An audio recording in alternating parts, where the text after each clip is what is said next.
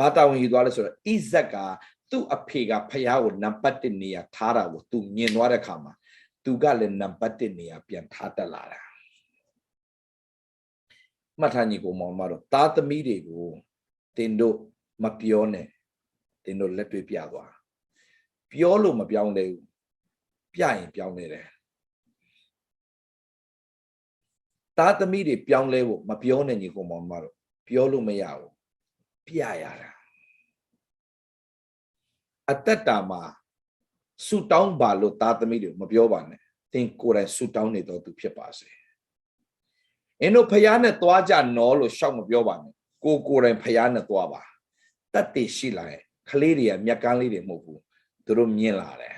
သူတို့သိလာတယ်ဘလောက်လောကထဲမှာပဲရှိသူတို့စက်ကပ်လာတယ်ဆူတောင်းလာတယ်ဖယားနဲ့သွားလာတတ်တဲ့အတ္တတွေဖြစ်လာတယ်ဆိုတော့ကျွန်တော်ညီကောင်မောင်မှာကျွန်တော်ဗာပြောချင်တယ်ကျွန်တော်သားသမီးတွေကိုကျွန်တော်ကဟလာသူတို့နဲ့အတူအချိန်မရှိပါဘူးဒါပေမဲ့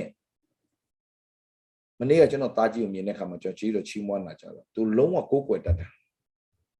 သူလုံးဝကိုးကွယ်တတ်တယ်သူလုံးဝဟလာလက်ကိုချီပစ်ပြီးတော့မှဖယားကိုချီးမွမ်းတာကျွန်တော်တခါ